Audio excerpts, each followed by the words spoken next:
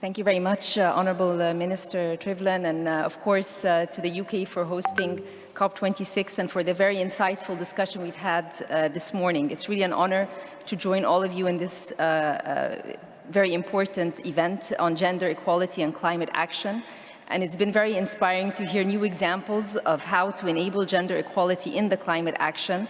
And I think all of us are here today to send a message that, as you just mentioned, time for gender responsiveness implementation is now.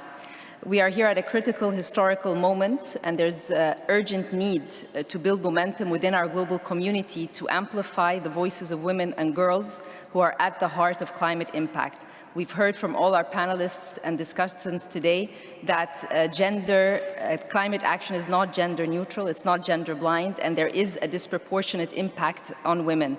And here let me underscore some of the points that were highlighted. First, empowerment of women is an important ingredient in building climate resilience.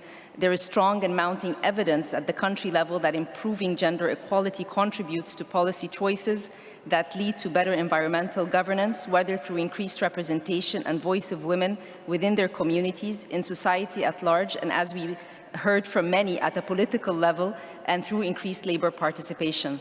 Second, low emissions development pathways can be more effective and more equitable where they are designed using gender-informed approaches. Billions of women around the world make decisions every day that influence the amount of carbon that is released into the atmosphere. Therefore, strengthening women's political representation and leadership roles within the wider society is likely to contribute to the goals we all want to achieve from COP26. Third, the mainstreaming of gender-sensitive approaches is starting to happen across the range of climate actions, but much more needs to be done. And I think this is the call for action for all of us, all stakeholders who have been here today. Gender mainstreaming is urgently needed, both in dedicated climate finance and in approaches to climate-smart official development assistance. We heard from UN Women that ODA for that particular goal is quite small, only 3%, and we need to all work together to push that forward. There are 4 areas that have been identified as critical building blocks in response to climate change: mitigation, adaptation, technology transfer, and financing. On mitigation and adaptation, efforts should systematically and effectively address gender-specific impacts of climate change in the areas of food security, agriculture, fisheries, biodiversity, water, health, peace, and security. And we saw firsthand some of the examples from countries around the world where women have been affected. On financing, mechanisms must be flexible enough to reflect women's priorities and needs. Gender analysis of all budget lines and financial instruments for climate change are needed to ensure gender-sensitive investments and programs for adaptation mitigation, technology transfer, and capacity building. Technological developments related to climate change should take into account women's specific priorities, needs, and roles, and make full use of their knowledge and expertise. In addition, women should also have equal access to training, credit, skills development programs to ensure their full participation in climate change initiatives. And we're very happy for the actors of change here and also the impact investment for women, which I think will make a huge difference. Against the above background, governments should incorporate gender perspectives into their national policies, and we've seen very important examples today as well, and other measures on sustainable development and climate change through carrying out systematic gender analysis and establishing gender-sensitive benchmarks and indicators, and developing practical tools to support increased attention to gender perspectives. The rich discussions we witnessed today by ministers, civil society, business leaders, and activists give us hope. Give us hope through showing the progress towards commitments and policy solutions to achieve the 5-year Gender Action Plan. You all made it clear for us that this is just the beginning of many necessary steps that are needed to strengthen commitments on this agenda in the run-up to COP27.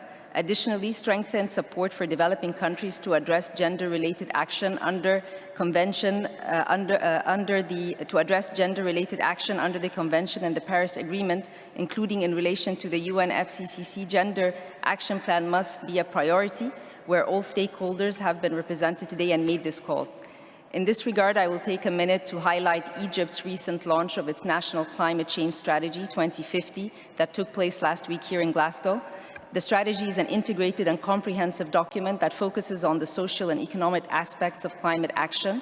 It will enable Egypt to plan and manage climate change on different levels while driving the achievement of the SDG agenda and Egypt's Vision 2030.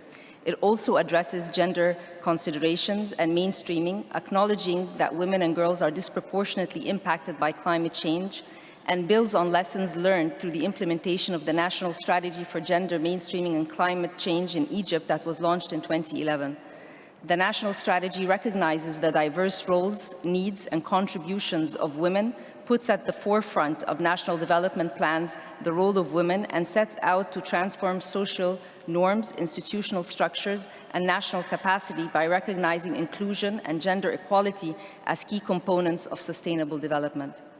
Finally, I would like to thank you all for the valuable contributions. I look forward to welcoming you in the world's green city of Sharm el-Sheikh, the city of peace, in COP27, where we will all speak one voice for all of humanity for a dedicated climate action. But between now and then, we will all act on the gap. Thank you very much.